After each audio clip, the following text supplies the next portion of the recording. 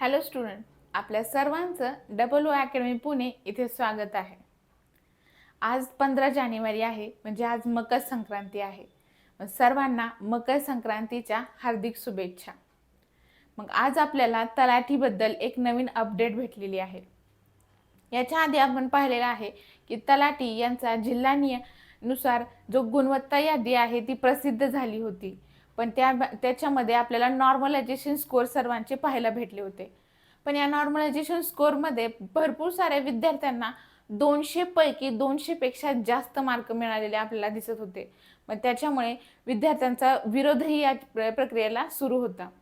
मग त्याच्याच बाबतीत त्याच्याच रिलेटेड हे महसूल जे विभाग आहे त्यांनी आपल्याला एक नोटीस म्हणजे एक प्रसिद्धी पत्रक जाहीर केलेलं आहे, आणि त्याच्यामध्ये त्यांनी सांगितलेलं आहे की नॉर्मलायझेशन ही प्रक्रिया कोणत्या फॉर्म्युल्यानुसार केलेली आहे, आणि त्याच्यासाठी त्यांनी एक उदाहरण सुद्धा दिलेलं आहे, आणि उदाहरण देऊन त्यांनी हे कशा प्रकारे तुम्हाला मार्क्स हे पडलेले आहेत ते पूर्ण सांगितलेलं आहे।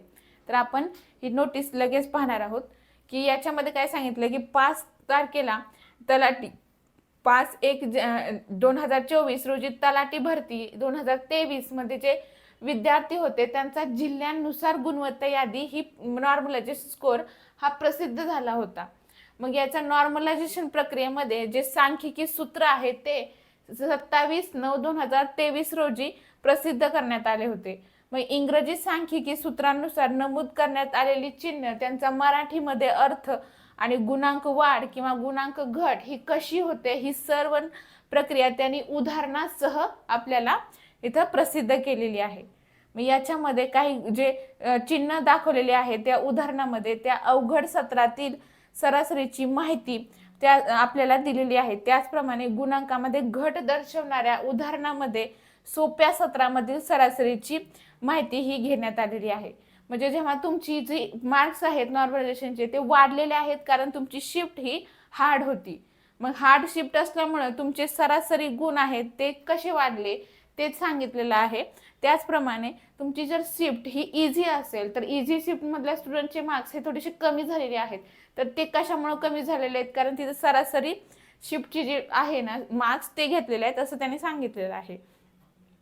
त्याचप्रमाणे जे इतर जे 3 चिन्ह आहेत त्यांची पण सरासरीची दोन्ही उदाहरणामध्ये सारखी आहे असं सांगितलेलं आहे, आणि उमेदवारामध्ये आपल्याला 120 मार्क भेटलेत अशा प्रकारचं त्यांनी एक एक्झाम्पल देऊन सांगितलेलं आहे।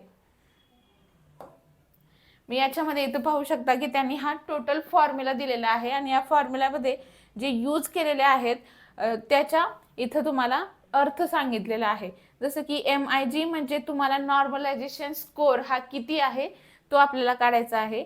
त्याच्यासाठी MGT टर्म काय आहे तर तुमचे 57 जे शिफ्ट झालेले आहेत त्याच्यामध्ये सर्वात जास्त गुण मिळालेले 0.1% उमेदवारांच्या गुणांची सरासरी संख्या पाहिजे आहे। आणि MGQ मध्ये काय आहे तर तुमचे 8,64,960 विद्यार्थी आहेत त्यांची एकूण गुणांची सरासरी व सरासरी गुणांमधली जी तफावत आहे त्यांची बेरीज आहे। ओके, पुन्हा MTI म्हणजे काय आहे तर तुम्हाला उमेदवाराच्या सत्रातील सर्वाधिक गुण मिळवलेल्या 0.1 उमेदवारांच्या गुणांची सरासरी गुणसंख्या आहे। आणि MIQ काय आहे तर उमेदवाराच्या सत्रात सर्व उमेदवारांना मिळालेल्या एकूण गुणांची सरासरी व सरासरी गुणांची तफावत यांची बेरीज आहे। MIJ म्हणजे काय तर उमेदवारांच्या त्यांच्या सत्रातील आलेल्या प्रश्नपत्रिकेनुसार त्यांनी सोडवलेल्या प्रश्नानुसार प्रत्यक्ष मिळालेले गुण आहेत, म्हणजे तुमचे ओरिजिनल तुम्हाला किती मार्क पडले ते म्हणजे MIG आहे। आणि MGMQ म्हणजे तुम्हाला 57 सत्रामध्ये म्हणजे जास्त तुमच्या 57 शिफ्ट झालेल्या आहेत त्याच्यामध्ये प्रत्येक शिफ्टला सरासरीपैकी सर्वाधिक सरासरी व जे आपले टोटल विद्यार्थी आहेत त्यांच्या सरासरीच्या गुणापासूनची जी तफावत म्हणजे डिफरन्स आहे त्यांची बेरीज आहे। मग ही किती आहे एका एक्झाम्पल घेतलेला आहे, त्याच्यासाठी ह्या पूर्ण नंबर आपल्याला इथे दिलेले आहेत, आणि तुम्ही ह्या फॉर्म्युल्यामध्ये हे जे आपल्याला भेटलेले अंक आहेत म्हणजे मार्क आहेत ते तुम्ही ह्या फॉर्म्युल्यामध्ये टाकले तर आपल्याला बरोबर 148 मार्क हे दिसत आहेत। म्हणजे किती तर 120 मार्क मिळालेल्या स्टुडंटला नॉर्मलायझेशन होऊन त्याचे 148 मार्क झालेले आहेत. तर इथं आपल्याला दुसरी मेथड दाखवलेली आहे की इथं घट कशी झाली हे आपल्याला दाखवलेलं आहे. त्या स्टुडंटला किती 120 मार्क भेटले होते ओरिजिनल, म्हणजे त्याने जेवढे प्रश्नपत्रिकेत क्वेश्चन सॉल्व केलते त्याच्यानुसार त्याला 120 मार्क भेटत होते. पण त्याचे हा नॉर्मलायझेशन फॉर्म्युल्यामध्ये आणि त्याची शिफ्ट ही इझी होती. तर इझी शिफ्टमुळे तुमच्या टोटल सगळे विद्यार्थी आहेत त्यांची सरासरी घेतलेली असते गुणांची. मग त्याच्यामुळे तुमच्या इझी शिफ्टमुळे तुमच्या मार्क्सवर हा किती परिणाम होतो आणि तुम्हाला मार्क्समध्ये घट होते. ती किती 116 मार्क तुम्हाला झालेले आहेत 120 पैकी. मग हे आपल्याला पूर्ण त्यांनी एक एक्झाम्पल देऊन पर्टिक्युलर प्रत्येक घटसाठीचं एक्झाम्पल आणि वाढीसाठीचं पण पर्टिक्युलर एक्झाम देऊन त्यांनी तुम्हाला ह्या नोटीसमध्ये की कशा प्रकारे आम्ही नॉर्मलायझेशन केलेलं आहे ते सर्व सांगितलेलं आहे. मग याच्यानुसार आता आपल्याला नॉर्मलायझेशनच्या फॉर्म्युल्यामध्ये कशा प्रकारे हे टाकलेलं आहे ते कळालेलं आहे. तर आपला जो तलाठीचा रिझल्ट आहे तो लवकरच लागण्याची शक्यता आहे. जी तलाठीसाठी विद्यार्थी विरोध करत होते तर त्याच्या रिलेटेड आपले जे महसूल मंत्री आहेत त्यांनी पण काही इन्फॉर्मेशन दिलेली आहे आणि त्याच्यानुसार असं दिसतंय की जो तलाट्याचा फायनल रिझल्ट आहे ते 1 ते 2 दिवसांमध्ये नक्कीच लागणार आहे. तर सर्व विद्यार्थ्यांनी त्याच्यासाठी रेडी राहायचं आहे.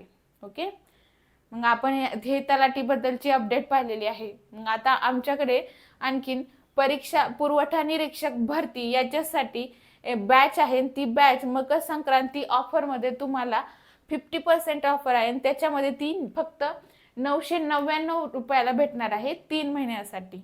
आणि जिल्हा न्यायालय भरती याची बॅच जी तुम्हाला 2 महिन्यासाठी 700 रुपयाला भेटणार आहे. आणि DMR यांची DMER नागपूर भरती याची जी बॅच आहे ती तुम्हाला फक्त 700 रुपयाला भेटणार आहे. बॅच या सर्व बॅचची वैशिष्ट्ये अशी आहेत की तुम्हाला जे ओल्ड क्वेश्चन पेपर आहे त्याचं ॲनालिसिस करून घेतलं जाणार आहे.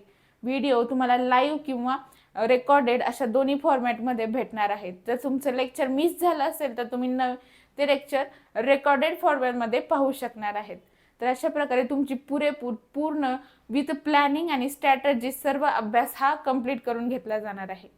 तर लवकरात लवकर या ऑफरचा फायदा ह्या स्टुडंटनी घ्यायचा आहे आणि ज्यांना ही बॅच लावायची आहे त्यांनी लवकरात लवकर अकॅडमीच्या नंबरवर कॉन्टॅक्ट करायचा आहे किंवा अकॅडमीचं जे ॲप्लिकेशन आहे ते डाउनलोड करायचं आहे आणि त्याच्यावरही तुम्ही याच्यासाठी कॉन्टॅक्ट करू शकता. तर सर्वांना आणखीन एकदा मकर संक्रांतीच्या हार्दिक शुभेच्छा आणि या मकर संक्रांतीत तुमच्याकडे नक्कीच यश हे येणार आहे. धन्यवाद.